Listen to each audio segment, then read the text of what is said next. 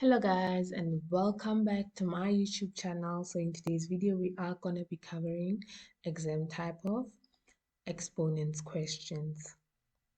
If you're new here, please do subscribe as we upload videos at least 3 times daily. So in today's video we're going to be covering exam type exponents questions, right? You can go look at my previous videos where I was actually explaining each and every rule one by one. Okay, so let's get straight into it, guys. It's a b squared c3 to the power of 0. So what's going to be our answer? What do we know about anything to the power of 0? It doesn't matter how many numbers we have or how many variables we have inside the brackets. As long as we have a bracket and something is to the power of 0, then our answer is just going to be 1. Right? Perfect. Next question is 1 over x y 3 to the power of 2. So what do you know about fractions and the number to the power of something outside the bracket? Good. We have to distribute the 2 to the 1 and also the 2 to the x and the y because they are inside the bracket. So now answer is going to be 1 squared over x to the power of 2 y to the power of, what do you know by the 3 and the 2? What must happen to the 3 and the 2? They're going to multiply each other because the 3 is inside the bracket and the 2 is outside the bracket, right? Okay, meaning our answer is going to be, what is 1 squared? It's 1, and then x squared, then y to the power of 6. Do you guys get that? Good. Okay, let me just erase this.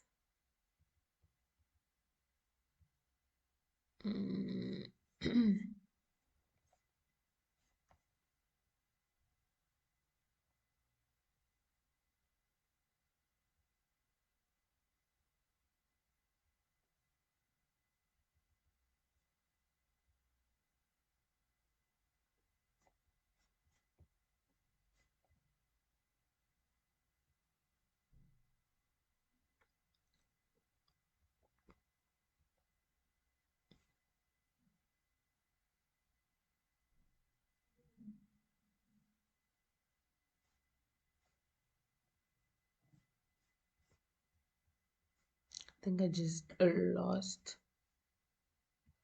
my eraser. Oh my gosh. Okay. Okay, so we'll just do this. Okay, so I've got it.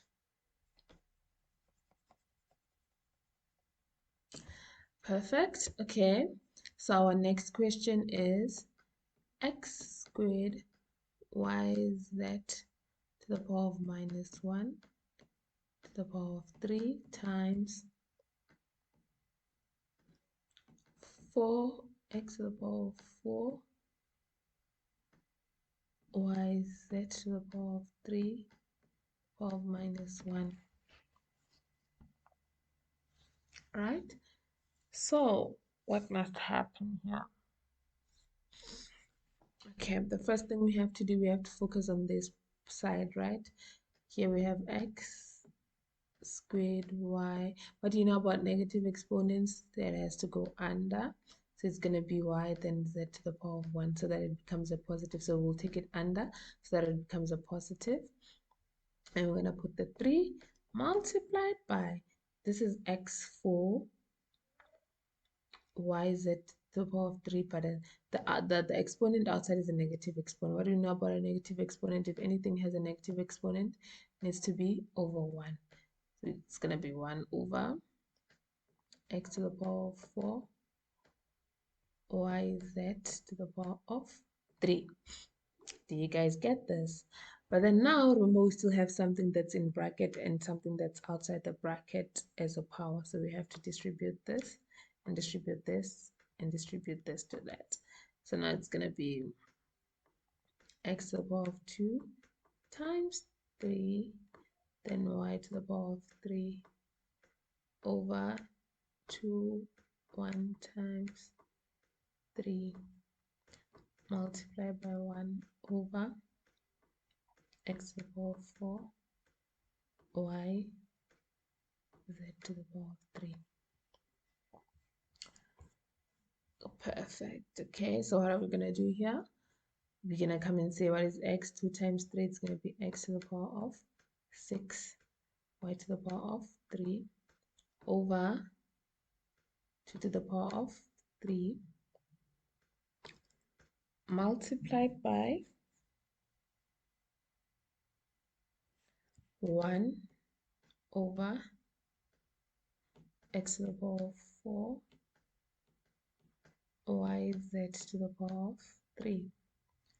Right? So as we continue, what's going to happen? X to the power of 6, y to the power of 3 times 1 is still going to give us x to the power of 6, y to the power of 3. And then what is 2 to the power of 3 times x to the power of 4, y to the power of yz to the power of 3? Good. It's going to give us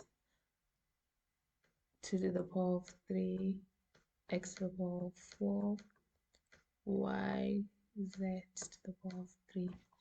And then what is 2 to the power of 3? 2 to the power of 3 is basically 8, right? So x to the power of 6, y to the power of 3 over 8, x to the power of 4, y, z to the power of 3. So what's going to cancel each other here?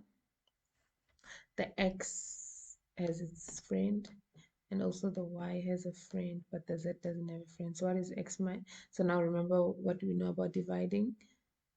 If they have the same base, we're just gonna subtract the exponents. Good. So now it's gonna be x to the power of 2. Where do we find the x to the power of 2? 6 minus 4. It's gonna give us x to the power of 2, then y to the power of what is 3 minus 2, which is gonna give us 1. Wait. No, this is a z, my bad. This is a z. So y to the power of 3 minus 1, which is going to give us y to the power of 2 over 8 z to the power of 3. And that's going to be our final answer. Do you guys understand? If you have any questions, please do comment down below. I will be replying to your questions as we move on to the next question.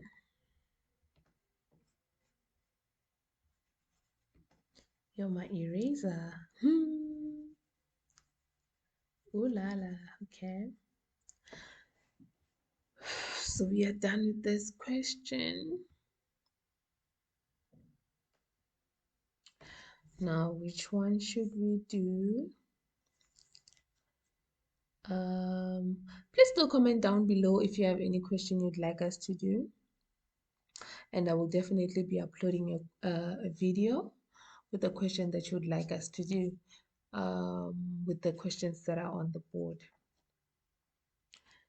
Thank you guys so much for tuning in. And please do subscribe. I will be posting videos every day. And also tomorrow we are going to be covering fractions, exponential fractions and normal fractions. Thank you guys for tuning in.